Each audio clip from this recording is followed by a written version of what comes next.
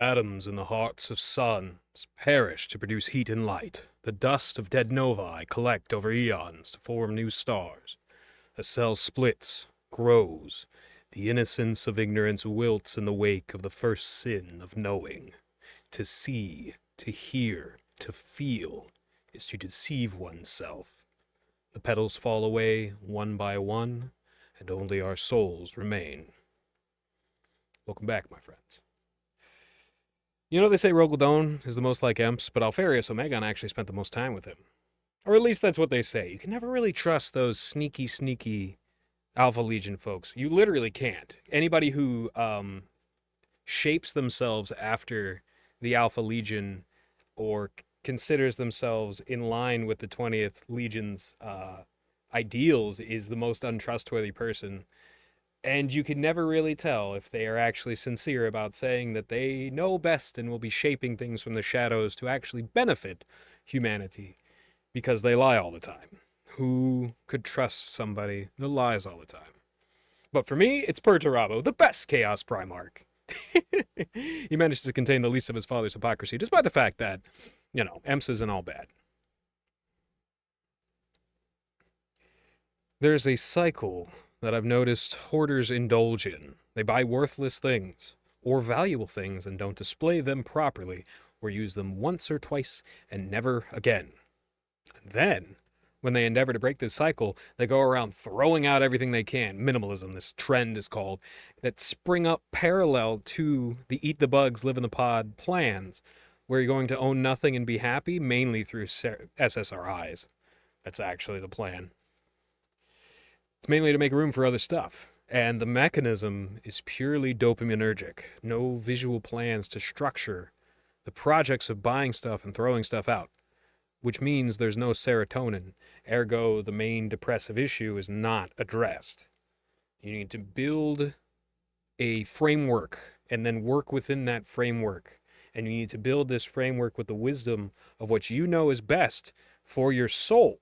Not just your instant gratification where your body tells you, oh, yes, that's just dopamine.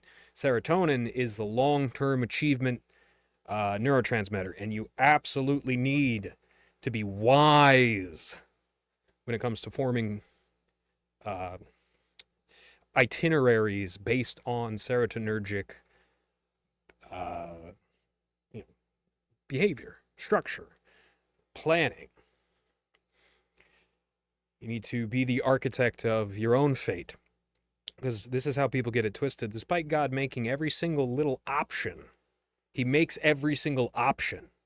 You still have the ability to rearrange things, as we see in this real world. As we rearrange God's graces and his creations, we rearrange them, sometimes to our own detriment and the detriment of others, sometimes to our own benefit and the benefit of others. And I think the Celtic people have created many different fruits and vegetables out of cultivating the thing that's already there to a maximal degree that has been shared with the world and now contains some of the greatest medicines that people have ever produced, far eclipsing what we've discovered in the last 200 years through alchemical chemistry. Because ultimately, the main goal of alchemy is not to enliven and enlighten mankind, but instead to melt down the lead, or what they perceive as the lead, despite the fact that it too has its purpose. This is also why fracking and mountaintop removal and mass mining and pumping oil fields, even if sometimes they just end up getting bombed and burned, is deemed acceptable. It's because they are trying to alchemically boil down God's green earth into their own dopaminergic pleasure dome. We know this. This has all been written by smarter minds than most of us have ever encountered in our day-to-day lives of the past. It is what it is, Candace Owens is doing what I thought Russell Brand would do. But he got a little pressure and cucked out. To be perfectly honest, that's exactly the failings of Russell Brand, and they're still going to come down on him real hard, specifically because he edged around the peripheries of criticizing people like Bill Gates, criticizing people like Barack Obama, very, very powerful players. And if you are high up in the world and you do things like that, you can have your entire life come crashing down. And that's one of the many reasons why I endeavored a very long time ago to not make anything that I am long-term invested in able to be touched. This also comes from studying Christian and his life, because there are things that were unable to be destroyed through even the psychological warfare implemented by people who hated him, like Blue Spike. Although I think Blue Spike, his actions actually led to Christian becoming homosexual in the long run. As you know, if you're a student of the Christology, excuse me, then you would know that Blue Spike intimidated him into cutting up his beloved medallion and shoving pieces of it up his ass. I think that was effectively the event, like being raped, that causes that trauma cycle to want to repeat itself and turn him into a sexual degenerate. And here's the interesting thing about Israel. When you are traumatized constantly from a young age into remembering something you didn't go through but your ancestors did, the Holocaust, you will be devoid from the positive lessons learned from the Holocaust, yet you will have all its trauma. And how do trauma cycles work? Just think of pedophiles. Most pedophiles were abused when they were younger. That doesn't mean by being abused when you're younger, that means that you're going to be a pedophile. This is just a common trend because this is exactly how the trauma cycle works. The trauma cycle works by having you internalize trauma and then dole it out onto other people to repeat this trauma cycle. And it's very in line with the mindset of, if I'm not happy, nobody deserves to be happy, which is actually the Freudian death drive, which is what causes elites to abuse children, especially more and more as they get older and older, to destroy the world completely, even though it doesn't even profit them or their children. Is because if they can't have it, nobody can. That's the issue that we all have to grapple with, every single one of us. And I think all of the ways to grapple with that accurately are perfectly embodied in Christian religion. And a lot of religions, because this isn't a new thing. You know, you go into the more ancient, flawed religions, you'll still see people having a better coping mechanism and living mechanism than atheists and people who think that science is going to give them all the answers they need to clean up all the problems that they allow themselves to create. It's wrong. We know that's wrong. We've seen this be wrong over the last 40 years of chemistry really taking an absolute front row seat in the endeavors of mankind. What happens? We're all as poisoned as the people that live outside of chemical factories and industrial plants. Now, I hate the Industrial Revolution in general. I think that's exactly when people were trying to figure out when things started to go bad. Oh, was it in 2020? Oh, was it in 2008? Oh, was it in 2003? How about 1997? Oh, it must have been the Volcker shock. It must have been World War II or World War I, maybe even Vietnam. No, it was the Industrial Revolution. That is exactly when things went wrong. That is exactly when the downhill spiral really started. Although one can say that the Industrial Revolution was really kicked off by the Renaissance embracing alchemy, which is very strange because you're not supposed to go deep into the future, futurism, scientism, through a renaissance, which is a revival of the past. But what they revived in the past were things that the church, in its weakened state, could not hold back at the time, had deemed through century after century after century to be heretical and awful, and killed people in horrible ways to stem the flow of the tide that would come and wipe out far more lives in the long run. I don't agree with every single thing that the papacy has ever done throughout history, certainly not in the last 60, 70 years. I don't believe that burning Jan Hus at the stake after lying to him and enticing him into the Vatican, have him speak his piece, which is perfectly peaceful and reasonable, of ultraquism, and then burning him at the stake in such a treachery and betrayal. I don't think that's right. I think that the Cathars should have been executed humanely instead of burned at the stake. But there was a reason for it. And that reason was far more embodied in Catholicism than it was in James I or Roanoke-style witch hunting. This is especially Calvinist witch hunting. I think that Calvinist witch hunting is the very thing that gave people casus belli to create the Church of Wicca in 1966. which was ultimately just a form of Freemasonry that involved having lots and lots of sex. That's exactly what the root of it all is if you study it, which I have. So the theology and philosophy of scientism as a religion is actually quantum physics. That's the theology and philosophy of it.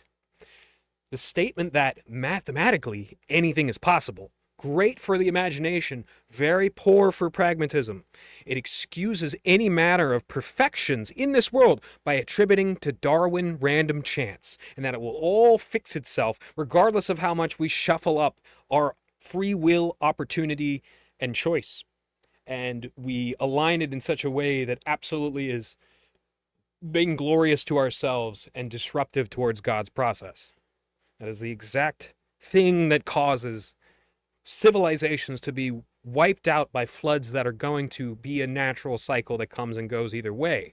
Civilizations will be wiped out by these floods because they did not listen to the proper process and they did not plan accordingly. Indeed, it writes off anything as possible, excuses any manner of... Indeed, it writes off the perfection of God's creation as something to be improved on by the corrupted mind of man. Pardon me.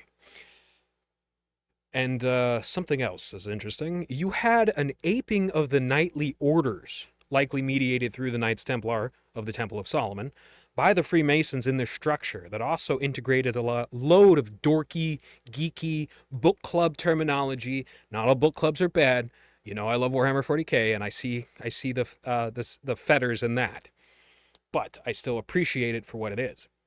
And from generation after generation of fiction, they integrated this into a living philosophy, which we have the power to do. But don't get it twisted. The Freemasons, though they prefer to use words as opposed to weapons, will attack like chaos cultists if their leaders deem it necessary. And I think that the massive aping of the institutions of Christianity, like communion, like camaraderie, is the exact thing that caused communism, and before it Freemasonry, to pop up. And there's no coincidence that these are the biggest enemies of the church. They steal what the church has founded, and they try and bust down through anarchy, which is just something that only deletes the beauty grown on top of the foundation that society will always rest on. Anarchy busts it down, and then they regrow this disgusting block. They structure all of society as a Saturnine cube, as if it was the altar of Pergamum, the stone inside of Zeus's throne. And that is exactly how you can tie this to the Renaissance. And this is exactly how you can tie the Nazis to 100% being the bad guys.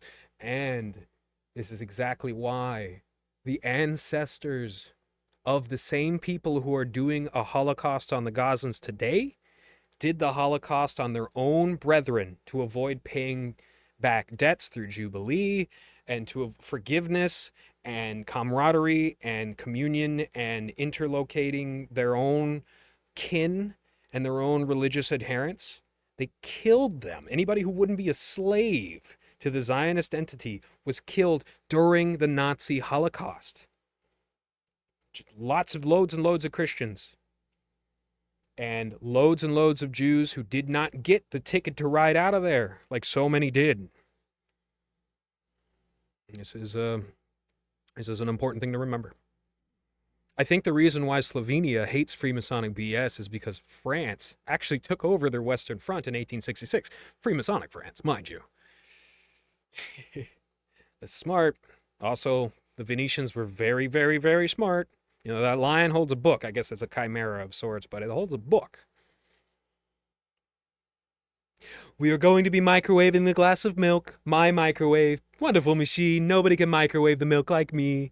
We're going to eat the cookies and drink warm milk, all of us here. Nobody bakes bedtime dessert cookies like I do. Not even Sleepy Joe Biden. Thank you for your attention to this matter. The decision to have bedtime before 9 was one of the worst trade deals maybe of all time. Mommy is a mean and nasty woman. Whoop, nipples protruding before my crib. Disrespectful.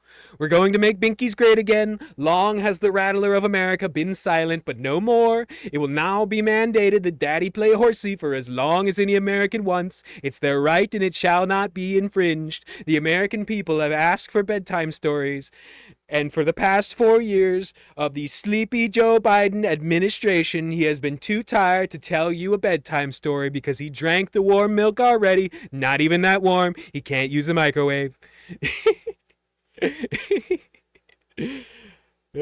Sam Hyde teaches a lot of things. I think one of the things that's very important to learn is why it's good to have high testosterone. If you didn't have high T, you'd probably look at people talking mad shit about you and start crying and moaning. But if you're a man and you have some balls, you go, so what? Someone's talking shit? Who cares? I will say, and I've said this for a very long time, Sam is completely wrong when he espouses the philosophy of it's okay to lie. It's okay to go into debt. It's okay to be a molestive person, which is somebody that will press people or make a bunch of noise, be deliberately annoying when you feel uncomfortable. I think that is an absolutely horrific philosophy that he is instilling in young men.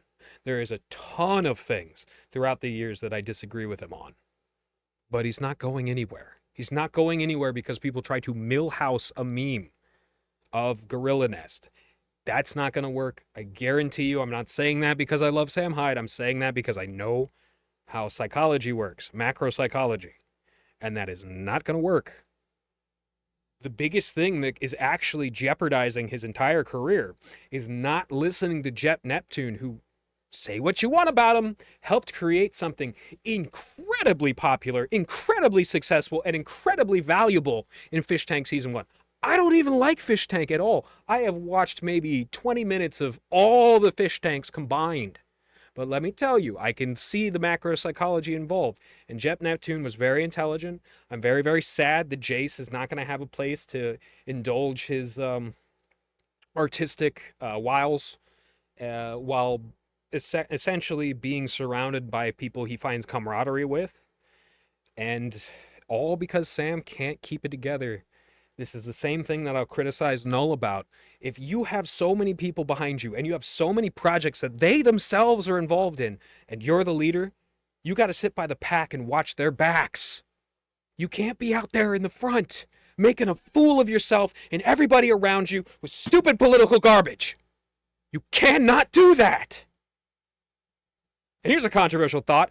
Fuck trains! Trains exist to transfer wealth out of areas they are generated in and towards parasitic pits of cities and metropoli. Then, the metropole to metropole, after they've abused these high population areas with power extracted from other locations and weaponized until everything is dead. I hate trains. I hate helicopters. Helicopters are tools wielded by the very people who sold out their country after Kennedy died. You don't think that's true? Go ahead and look at what LBJ's wife was up to during the Vietnam War. Go ahead. Your lifted full cab extended bed truck isn't accomplishing half of the work as somebody with a Ford pickup from the 80s that was only as tall as them.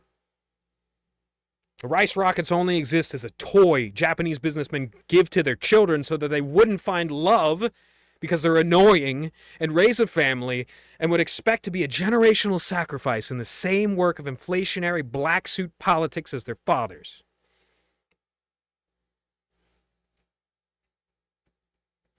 In many ways, all these things, a virulent, destructive plague on our lands, a pox upon our household, yes, and the Industrial Revolution ultimately is terrible, septic pit.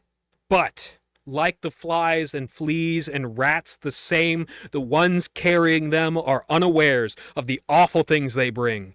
It does not molest their children like it does others. It does not strike down their guardians like it does others. It simply is. One man's sickness is another man's home. And it's up to us to exercise the hygiene necessary to deter these festering forces. I'll up the ante even more. Feminism doesn't exist. It's not real. The reason why there is such imbalance in modernity has nothing to do with the propagation of writing and thought. It's machines. You, young man, who would have always been a worm at your age, you want respect, like the respected man of ages past would get. Are you bonding your soul with a prize stallion? Have you plowed a garden and sowed and tended beautiful flowers? Have you fixed every part of your house and improved upon it by your occupants? Very likely no. Someone else built and maintains everything you own, or at least you think that you own. Your servile position in a long chain of abuse is what affords you the tokens to trade for the crutches you deem dignified. You are devoid of any natural life, save a completely servile pet, save a family always on the brink of dissolving and fleeing from each other, save a sheerly transactional romance, if it could be called such. This is why, despite our grand machinations, we achieve nothing of value, rise above the modern world, or persist in this doomed state we all create through our consent, complacency, and corruption. You know, I've always maintained that the true beauty of the soul is captured around the T-zone, that area around your eyes and down to your mouth. The muscles telegraph so much, and were likely humanity's first form of rudimentary communication, with the woo-woos calling it telepathy, but it's not telepathy. As much projection as any word or written note is what it actually is. The pain and anguish, the love and joy, the stonewalled neutrality and neurodivergent warnings of a disturbed mind, all are readable in the face. The eyes have long been called the windows to the soul, and I think this is one of the main ways people see through lies, and why communicating over radio, telephone, and text has crippled our empathy to an extreme degree. As, like any skill, it must be beaten and sharpened in the fires of failure and success found in exerting effort. I think this is also what humanity has seen in the face of the Talmudists, that has led to their exclusion from a vast majority of societies. You see it today, the elation as the Gazan Holocaust proceeds, the smugness just below the surface when repeating Hasbara talking points, the sheer fear, dismay, and wrath when confronted on their lies and hypocrisy. It's all there to see. And though they might think they'll have the skibbity riz of the Nazis, they won't, because the Nazis were forced into their position. Their souls were in it. Israel is a coddled, spoiled, and ultimately self-destructive society. And people will not view them as some innocent victim to spiritual forces. They will view them as the very things that sowed their own undoing, completely ignoring the good counsel of the wisdom that they had. And that's that. What I wouldn't give to get an interview with a member of the IDF that wouldn't get him court-martialed. But ultimately, I can't ask them these questions because I know that their own society is as much daggers turned inward as they are outward. That's why it's just very important to never deal intimately with these forces until they have reformed themselves and the people have escaped this psychological damnation. And that's that. Well, hope everybody takes care. My dad was supposed to come out of the hospital today, but turns out they're going to keep him till Thursday. Turns out the advice that I gave the nurse 3 days ago when she was belittling me and I was saying nothing to her in response is what they had to do today. I tried to prevent the issue. Well, guess what? Like time and time again, nobody listens to Nate till it's too late. And God bless Terry A. Davis. Today is the day that he passed away, struck by a train, although one can only say it's the path he chose. Maybe, just maybe, his work here was done. Though I always wonder what it would have been like if he had a place to talk without being harassed. If he had people that cared about him and protected him for the value that he had. Rest in peace, Terry. Cheers.